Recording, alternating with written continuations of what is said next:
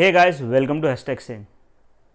The great Indian murder एक ऐसी web series है जो आपको चौंका के रख देगी। तो दोस्तों, अगर आपने अब तक ये वेब सीरीज़ नहीं देखी है तो आप इस वीडियो को यहीं पे पॉज कर दीजिए, क्योंकि इसमें बहुत सारे स्पॉयलर्स हैं जो आपका व्यूइंग एक्सपीरियंस ख़राब कर सकते हैं। तो दोस्तों, एंडिंग के अंदर क्या होता है, आइए हम जानते हैं। तो इस स्टोरी का जो एक बैकग्राउंड है वो बेसिकली आता है एक नॉवेल से जिसका नाम है द सिक्स सस्पेक्ट्स। और इसलिए यहाँ पे एक ऐसे हाई प्रोफाइल पार्टी होती है जिसमें विकी राय नाम का बंदा उसको कोई गोली मार देता है। तो अभी मर्डरर कौन है? वेल, जिस तरीके का कैरेक्टर विकी राय का दिखाया है उसमें ऐसा लगता है कि भाई पूरा का पूरा इंडिया विकी राय के पीछे पड़ा था और कोई भी उसको मारने की अपॉर्चुनिटी नहीं छोड़ता। तो इसलिए इस वेब सीरीज़ के अंदर सस्पेक्ट्स बहुत सारे हैं, क्योंकि विकी राय का हर एक बंदे से पंगा हुआ है। तो ऐसा लगता है कि भाई नहीं, इसने मारा होगा, शायद इसने मारा होगा। तो आप गेसिंग गेम जो है खेलते रहते हो। तो तिग्मांशु धूलिया की जो स्टोरी टेलिंग है इसके अंदर वो बहुत बढ़िया रही है। और जिस तरीके से उन्होंने वीव किए हैं कैरेक्टर, जो फ्लैशबैक्स को एक दूसरे के साथ में कनेक्ट किया है सस्पेक्ट्स के, वो बहुत ही ज़बरदस्त है। तो दोस्तों, जैसे मैंने कहा कि ये स्टोरी जो है बेसिकली इस मर्डर के ऊपर आधारित है। तो अभी इस वेब सीरीज़ के अंदर बहुत सारे प्लॉट्स हैं या सब प्लॉट्स हैं जिन्हें आप लेयर्स भी कह सकते हो। तो मैं आपको एक एक लेयर समझाऊंगा और उसको लास्ट में जाके कनेक्ट करके बताऊंगा कि एक्चुअली विकी राय को किसने मारा। तो दोस्तों, सबसे पहला जो आता है वो है इकेती। इकेती बेसिकली अंडमान का एक ट्राइबल है जिसकी मूर्ति, जो भगवान की मूर्ति है जिसको वो लोग इंगेताई कहते हैं, वो चोरी हो जाती है अंडमान से। अभी वो अंडमान से निकल के आती है कोलकाता में, और कोलकाता से वो अलग अलग लोगों के हाथ में जाके फाइनली वो पहुंचती है विकी राय के पास में। तो वो मूर्ति लेने के लिए इकेती पहुंचता है विकी राय की पार्टी में, जहाँ पे वो पकड़ा जाता है उसके मर्डर के जुल्म में। जो दूसरा कैरेक्टर है इसके अंदर वो है अशोक राजपूत, जो कि एक वेलफेयर ऑफिसर है अंडमान के लिए, और वो इकेती के साथ में इंगताई ढूंढने में उसकी मदद करता है। वेल, अशोक का एक पास्ट भी है। अशोक के जो ट्विन ब्रदर है उसकी फाइट हुई थी विकी राय के साथ, जब विकी राय राजस्थान आया था और उसने एक हिरन को मार दिया था। तो अशोक राजपूत का जो भाई है वो बेसिकली एक ऑफिसर है, और वो विकी राय को ये कहता है कि भाई वो उसे सज़ा दिला के छोड़ेगा, और वो उसकी जो उसको रिश्वत देने की कोशिश करता है विकी राय, वो उसको मना कर देता है। तो अपने फादर के हेल्प से जो बने हैं आशुतोष राणा यानी कि जगन्नाथ राय, उनकी हेल्प से अशोक के भाई के जूनियर्स जो हैं वो ये बात से मुकर जाते हैं कि भाई हिरन को विकी ने मारा है। तो अभी कोर्ट में गवाही देने के लिए अशोक का भाई जाता है, मगर वो कोर्ट पहुंच ही नहीं पाता है। उससे पहले ही विकी के लोग उसका मर्डर कर देते हैं और रेलवे ट्रैक पे फेंक देते हैं। तो अभी इसके मन में, अशोक राजपूत के मन में एक रिवेंज की भावना है, और वो चाहता है कि भाई जल्द से जल्द वो विकी राय को पकड़ के उसको सज़ा दे और अपने भाई की मौत का बदला ले। तो ये है दूसरा कैरेक्टर।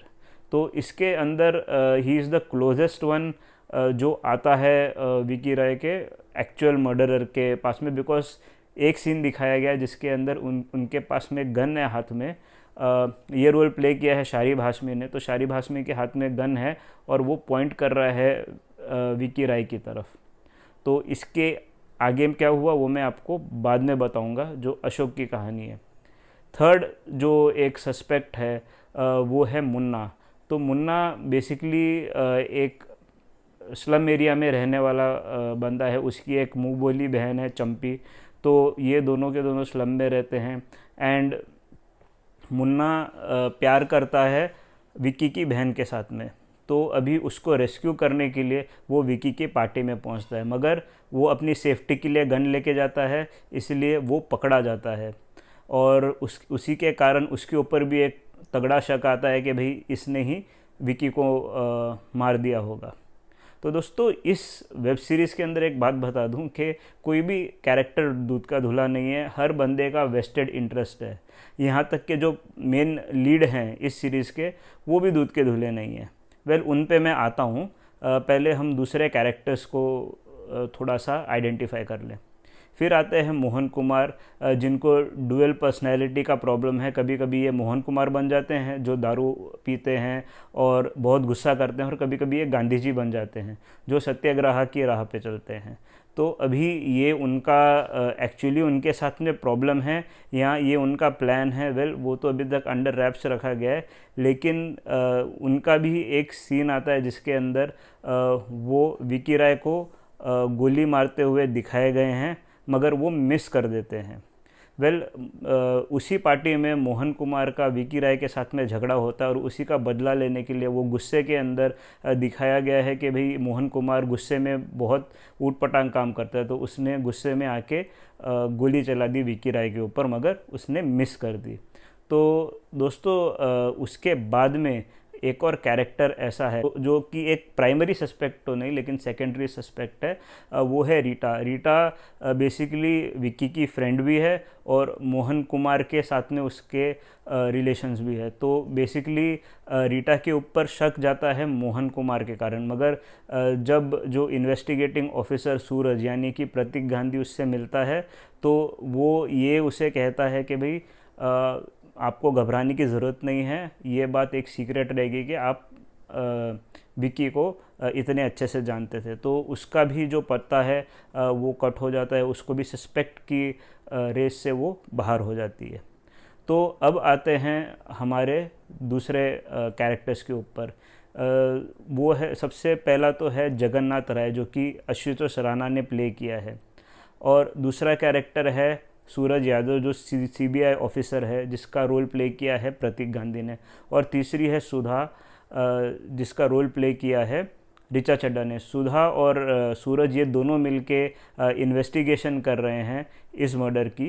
एंड जो जगन्नाथ राय है वो है विक्की का जो फादर, जो कि एक पॉलिटिशियन है और बहुत पॉलिटिकल पावर उसके हाथ में है। तो अभी वो एक्चुअली रूलिंग पार्टी के अंदर जो सीएम है वो उसे अपने भाई के जैसे मानता है, उनका नाम है सीएम वोरा।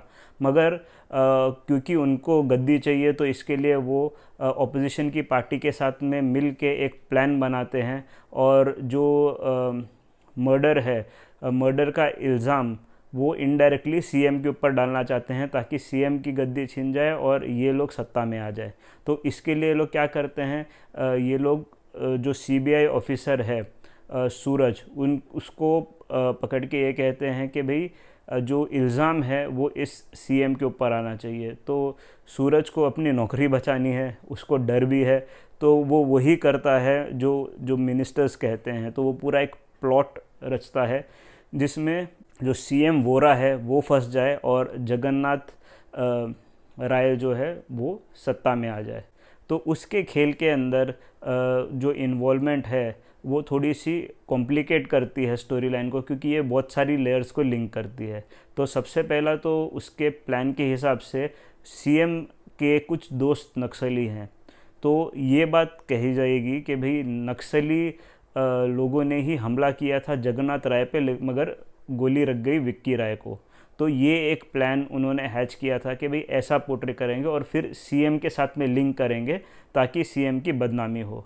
तो ये करने के लिए सूरज को चंपी को मरवाना होता है, क्योंकि चंपी जो है वो इकेती को जानती है, और इकेती के जो रूम में कुछ नक्सली आके रुके थे अननोइंगली, जिनका पुलिस इनकाउंटर हो जाता है। तो जब सूरज को ये पता चलता है कि ये कुछ नक्सलियों का पुलिस इनकाउंटर एक जगह पे हुआ है, तो जब छानबीन करता है तो उनको पता चलता है कि भाई वहाँ पे इकेटी और चंपी ये दोनों रहते थे। तो चंपी के साथ में लिंक करके ये पूरा एक वो चक्रव्यूह रचता है जिसके अंदर चंपी की मौत हो जाती है और स्केप कोड बनता है इकेती।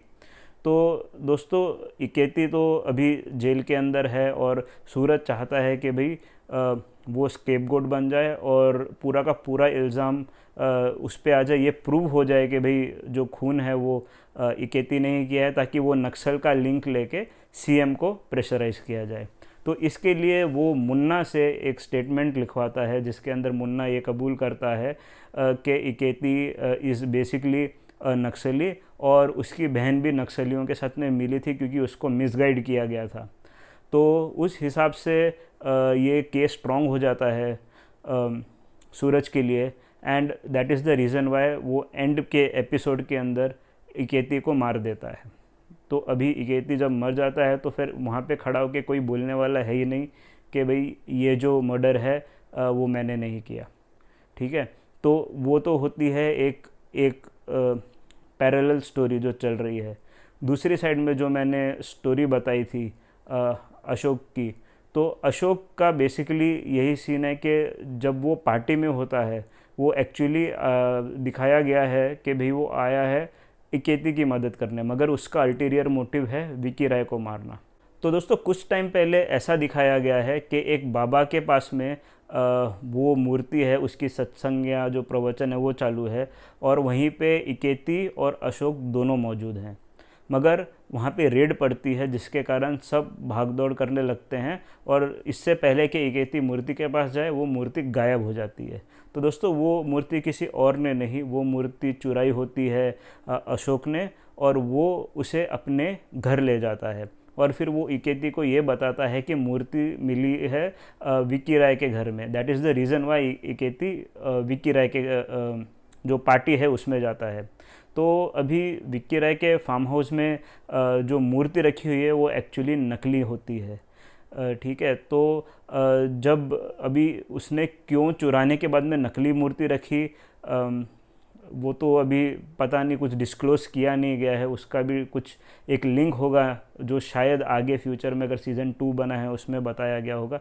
लेकिन ये ज़रूर दिखाया गया है कि अशोक झूठ बोलता है इकेती को, और जब पार्टी में फायरवर्क्स फूटते हैं तो अशोक भी एक एम लेता है, जैसे मोहन कुमार ने एम लिया था अशोक ने भी एम लिया, मगर जो उसका एम है वो मिस हो गया और साइड की स्क्रीन में जाके लगता है।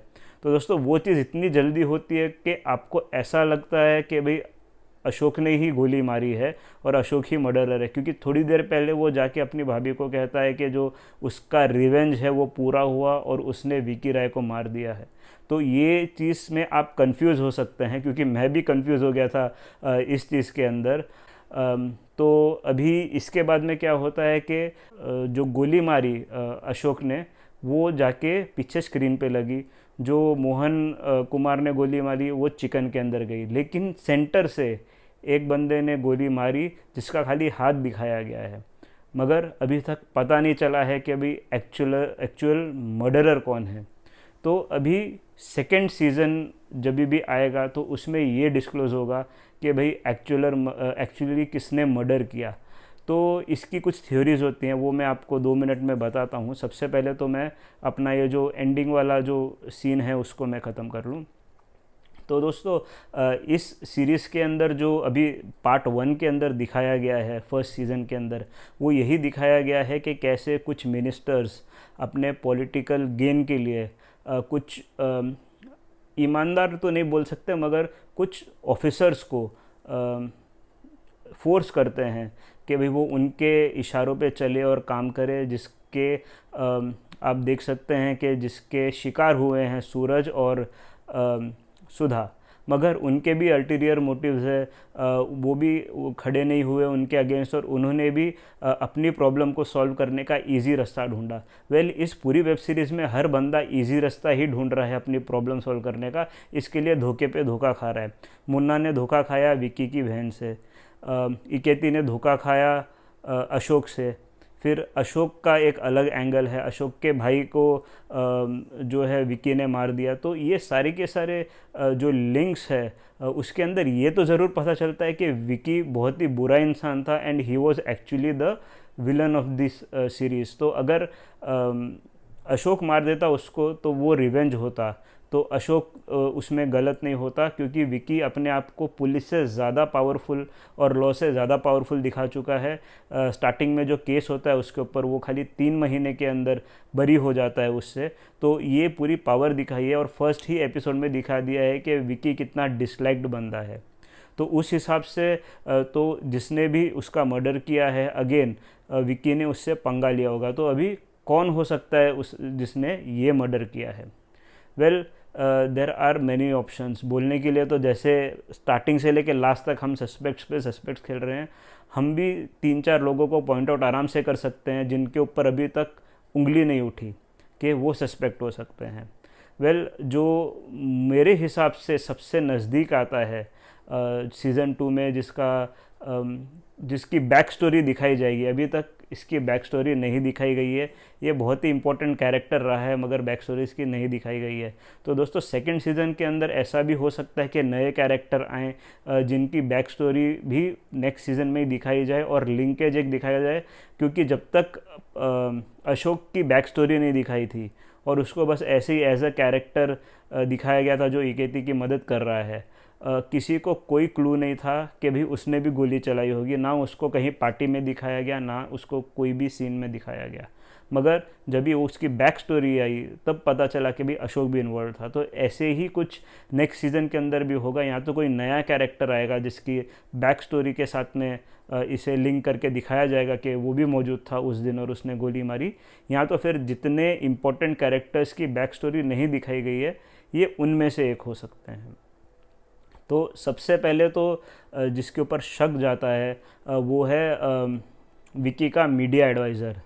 तो विकी एज अ पर्सन, पता है, he is not easy to live with, और उसके मीडिया एडवाइज़र को वो ऑफ कोर्स इल ट्रीट करता होगा। एंड उसके मीडिया एडवाइज़र को बहुत थोड़ा सा शेडी भी दिखाया गया है ऐसे दिखने में। तो मैं ये नहीं कह रहा हूँ कि वो ही विलन होगा, ये मेरा खाली एक प्रेडिक्शन है कि हो सकता है कि भाई या तो बोल सकते हैं कि ये एक नया सस्पेक्ट है जो मेरे हिसाब से जिसके बारे में ज़्यादा बात की नहीं गई है। तो अभी उसकी जब बैक स्टोरी आएगी तो मेकर्स आराम से लिंक कर सकते हैं उसको और मर्डरर दिखा सकते हैं। जो सेकंड बंदा है जिसको मेरे ख्याल से इस स्टोरी में क्यों रखा है, इस स्टोरी में इसके लिए रखा है कि भाई वो इस स्टोरी का हिस्सा भी हो लेकिन लोगों की नज़र से पीछे रहे, और वो है अमय वाघ। तो अमय वाघ का जो एक रिपोर्टर का कैरेक्टर है और एक जो ब्लॉगर का कैरेक्टर है, उसको भी पूरी तरीके से इस सीरीज़ के अंदर दिखाया नहीं गया है, उसकी कोई बैक स्टोरी नहीं दिखाई गई है। तो देर आर गुड चांसेस के वो भी मौजूद हो, क्योंकि he is a master of disguise. तो उस हिसाब से हो सकता है। और जिस तरीके से उसको एक नफ़रत है विकी राय से, तो वो भी हो सकता है एक सस्पेक्ट जो कि नेक्स्ट सीज़न के अंदर जिसकी स्टोरी जो है शेयर की जाए। इसके अलावा तो दोस्तों मुझे नहीं समझता है कि कोई और सस्पेक्ट होंगे। मगर अगर आपको ऐसा लगता है कि मैंने किसी का नाम छोड़ दिया है, या मेरे ख्याल से वो हो सकता है जो मर्डरर है, कि आपको लगता है कि प्रतीक यानी कि सूरज हो सकता है मर्डरर, या सुधा यानी कि ऋचा हो सकती है मर्डरर, वेल, आप गेस कर सकते हो और आप नीचे कमेंट सेक्शन में लिख के मुझे बता सकते हो। अगर हम टोटली इस वेब सीरीज़ को देखें तो इसके अंदर बात एकदम क्लियर है कि भाई it is the closest to reality. कोई भी बंदा वाइट या ब्लैक नहीं है, ना ही ग्रे है। वो सिचुएशन के हिसाब से, अपनी रिक्वायरमेंट के हिसाब से रंग बदलता है, रिश्ते बदलता है, सिचुएशंस बदलती हैं। कभी वो अच्छा पोर्ट्रे करता है, कभी वो बुरा पोर्ट्रे करता है।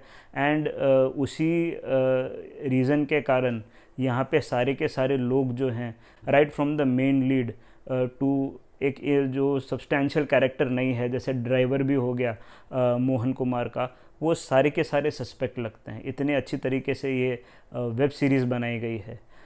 मगर मोर और less at the end of the day जो पॉइंट उन्होंने प्रूव करना था वो ये करना था कि जो एक पॉलिटिक्स है, जो पॉलिटिक्स पूरा चल रहा है, उसके अंदर जो जिसने मर्डर नहीं किया, ठीक है, उसको स्केपगोट बना के सामने प्रेजेंट कर दिया कि ये नक्सली है और ये मर्डरर है। क्यों? क्योंकि पॉलिटिकल मोटिव के कारण जो सीएम वोरा को फंसाना था, उसके लिए इकेती को स्केपगोट बनाना ज़रूरी था।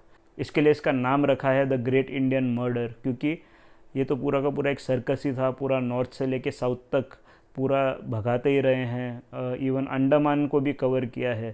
तो दोस्तों आई होप सो आपको थोड़ी क्लैरिटी मिली होगी इसके बारे में, क्योंकि ये एक्चुअली बहुत कंफ्यूजिंग, और अभी तक क्योंकि सीज़न 2 आने वाला है इसका, तो इन्होंने पूरी की पूरी जो फाइनल रहता है कि भाई मर्डरर कौन है, उसको रिवील नहीं किया है। 9 एपिसोड्स पूरा होने के बाद में भी आपको मर्डरर मिलता नहीं है, लेकिन एक सेंस ऑफ फुलफिलमेंट मिल जाती है जब according to the police, according to the CBI, case close होता है, और उस हिसाब से आगे क्या होता है ये सीज़न 2 में हमें देखने मिलेगा, जो कि शायद बहुत जल्द आ जाएगा, कंसिडरिंग हॉटस्टार एटलीस्ट 1 साल लेती है। आर्या को 1 साल में रिलीज़ कर दिया, तो हो सकता है कि 2023 के फेब या तो जनवरी के अंदर इसका पार्ट 2 देखने मिले, अगर इसको लोगों ने प्यार दिया तो, और हॉटस्टार को लगा कि भाई इसका सीज़न 2 बनना चाहिए। वेल, आपके हिसाब से क्या लगता है, क्या इसका सीज़न 2 बनना चाहिए? लिख दीजिए कमेंट में। तो दोस्तों आई होप सो आपको ये वीडियो पसंद आया होगा। अगर आपको ये वीडियो पसंद आया तो प्लीज़ इस वीडियो को लाइक कीजिए एंड शेयर कीजिए, और इस चैनल को सब्सक्राइब कीजिए। Thank you for watching guys.